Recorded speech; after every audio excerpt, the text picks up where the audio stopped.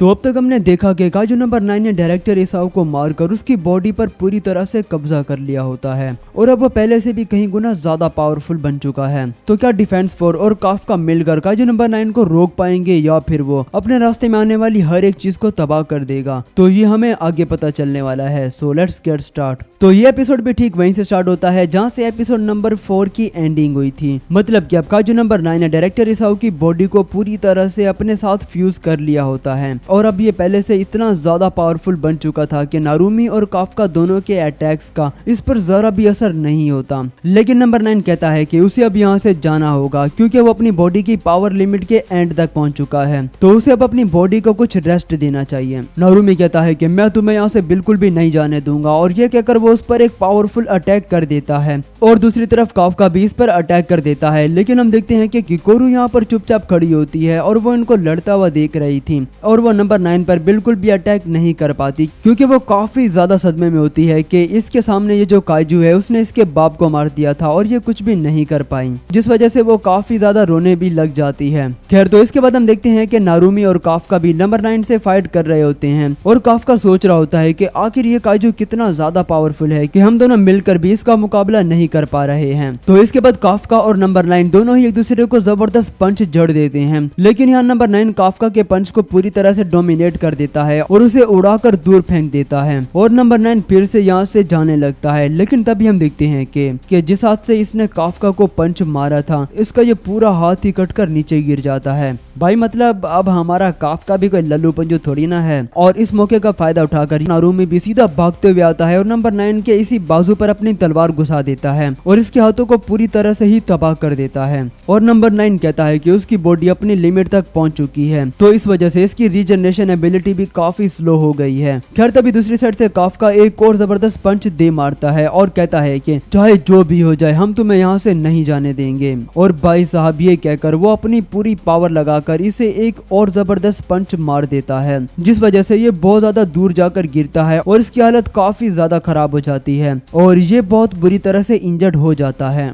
मतलब कि अब ऐसा लग रहा था कि जैसे नंबर 9 का काम तमाम होने ही वाला है क्योंकि अब ये दोनों एक साथ मिलकर इस पर एक फाइनल ब्लो करने ही वाले होते हैं। लेकिन भाई ये ढीठ का बच्चा इतनी आसानी से मरने वाला थोड़ी ना है क्योंकि ये अपनी पूरी बॉडी को एक तरह से खोल देता है और अपने अंदर से काफी खतरनाक एनर्जी रिलीज करता है और कहता है कि तुम दोनों को गुड बाय। और इसका ये एनर्जी ब्लास्ट इतना ज्यादा पावरफुल और खतरनाक होता है कि आसपास का काफी सारा एरिया भी डिस्ट्रॉय हो जाता है और ये अटैक करने की वजह से खुद नंबर 9 की आधी बॉडी ही तबाह हो जाती है, लेकिन फिर भी वो जिंदा तो होता ही है। और वो कहता है कि मैं अपनी बॉडी की पावर लिमिट को क्रॉस कर चुका हूँ और मैं बस यहीं तक ही जा सकता था क्योंकि मैं अपनी इस न्यू बॉडी को खोना नहीं चाहता। लेकिन हम देखते हैं कि नंबर 9 के एनर्जी ब्लास्ट को काफ्का और नारुमी बड़ी ही आसानी से सरवाइव कर लेते हैं और उन्हें कुछ भी नहीं होता। मतलब कि अब नंबर 9 की तो खैर नहीं। ये देखकर इसकी भी एकदम से फट जाती है, लेकिन फिर ये अपने हरामीपन पे उतर आता है और अपनी बॉडी को मल्टीप्लाई करके किकोरू और इस बंदे पर अटैक कर देता है, जिस वजह से नारुमी और काफ्का इन दोनों को बचाने के लिए भागते हैं और इस मौके का फायदा उठाकर ये यहाँ से भागने लगता है। लेकिन जाने से पहले नंबर 9 अपने फेस को डायरेक्टर इसाओ के फेस से चेंज करके काफ्का से कहता है कि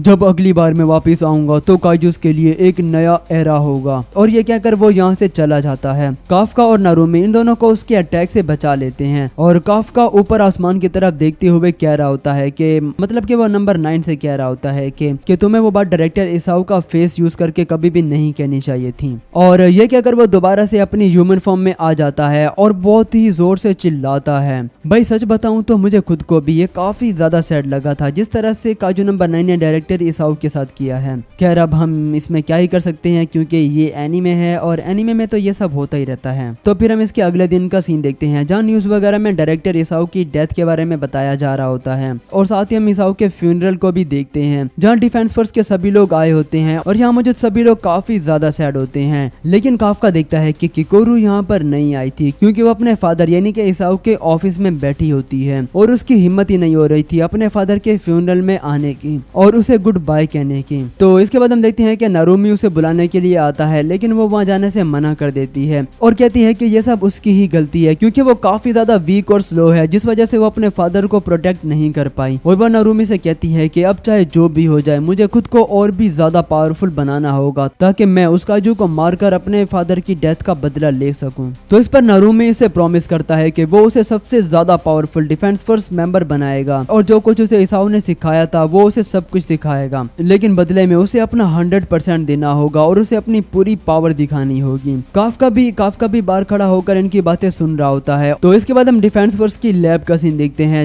जहाँ पर ये बंदा इटामी को डायरेक्टर ईसाऊ के एक सीक्रेट प्रोजेक्ट के बारे में बता रहा होता है कि ईसाऊ ने इन्हें कहा था कि अगर उसे कुछ हो जाता है तो इसके बाद ये लोग इटामी को ये प्रोजेक्ट दिखाएंगे। ये सुनकर इटामी स्माइल करने लगता है और कहता है कि ईसाऊ हमेशा से ही ऐसा था और वो अपने इस तरह के सभी काम हमेशा मुझे ही बताया करता था। तो इटामी इस प्रोजेक्ट को कंटिन्यू करने का कहता है और कहता है कि अब हमारी बारी है रिवेंज लेने की। तो इसके बाद हम ट्रेनिंग रूम का सीन देखते हैं, जहाँ पर रिन और किकोरू दोनों ही ट्रेनिंग कर रही होती हैं और नारुमी मजे से बैठकर इन्हें देख रहा होता है। लेकिन तभी यहाँ पर एजी आकर उसे जोरदार लात दे मारता है और वो उससे पूछता है कि काफका के बारे में तुमने क्या सोचा है कि उसे डिफेंस फोर्स में रखना है या फिर नहीं। तो इससे पहले कि नारुमी कुछ कहता तभी इन्हें डिफेंस फोर्स के एक बंदे की कॉल आती है और वो इनसे कहता है कि उसे काजू नंबर 8 के बारे में कुछ इंपॉर्टेंट बात पता लगी है और वो बात ये होती है कि जब से काफका अपने ह्यूमन फॉर्म में ट्रांसफॉर्म हुआ है तो इसके बाद से उसके हाथ का कुछ हिस्सा ऐसा है जो कि अभी भी काइजू की फॉर्म में ही है। वो बंदा कहता है कि शायद हो सकता है कि काफका जितनी भी बार खुद को काइजू में ट्रांसफॉर्म करेगा कि तो उसकी वजह से उसकी ह्यूमन बॉडी भी आहिस्ता आहिस्ता काइजू में कन्वर्ट होने लगेगी और ये भी हो सकता है कि एक दिन उसकी पूरी बॉडी ही काइजू में कन्वर्ट हो जाए और वो वापस से इंसान में ट्रांसफॉर्म ना कर पाए। और ये सुनकर नारुमी भी कुछ सोचने लगता है। और तभी हम काफका के घर का सीन देखते हैं, जहाँ काफका फाइनली काफी दिनों बाद अपने घर वापस आ जाता है, जिस वजह से वो काफी ज्यादा खुश भी होता है और अपने घर की सफाई वगैरह भी करना शुरू कर देता है। और उसके बाद हम देखते हैं कि काफका जहाँ भी जाता है डिफेंस फोर्स के कुछ लोग उस पर नजर रखे हुए होते हैं। तो इसके बाद हम क्लीनिंग डिवीजन को देखते हैं, जो कि यहाँ पर इन काजू एंट्स को यहाँ से हटा रहे होते हैं जिन्हें डिफेंस फोर्स ने मार दिया था। और तब यहाँ पर काफका भी आ जाता है और इसे देखकर ये सभी लोग काफी ज्यादा खुश हो जाते हैं। और हम देखते हैं कि यहाँ पर भी डिफेंस फोर्स के कुछ बंदे इस पर नजर रखे हुए थे और पूरा दिन इनके साथ गुजारने के बाद काफका यहाँ से चला जाता है। और काफका के जाने के बाद ये बंदा यहाँ कह रहा होता है कि वो डायरेक्टर ईसाऊ का बचपन से ही बहुत बड़ा फैन था और वो उसे अपना हीरो मानता था, लेकिन अब जब वो मर चुका है तो उसे लगता है कि उसे ये शहर छोड़कर यहाँ से चले जाना चाहिए क्योंकि अब ये शहर सेफ नहीं रहा। तो इस पर ये बंदा कहता है कि अरे बेवकूफ, अगर हम यहाँ से चले गए तो उस काजू नंबर 9 की डेड बॉडी को यहाँ से कौन साफ करेगा, क्योंकि हमारे डिफेंस फोर्स वाले बहुत जल्द ही उसे मारने वाले हैं। ये सुनकर ये बंदा कहता है कि भाई कभी कभार तो ये बहुत अच्छी बातें करता है। तो खैर, तो इसके बाद हम काफका को देखते हैं, जो कि ये सोच रहा होता है कि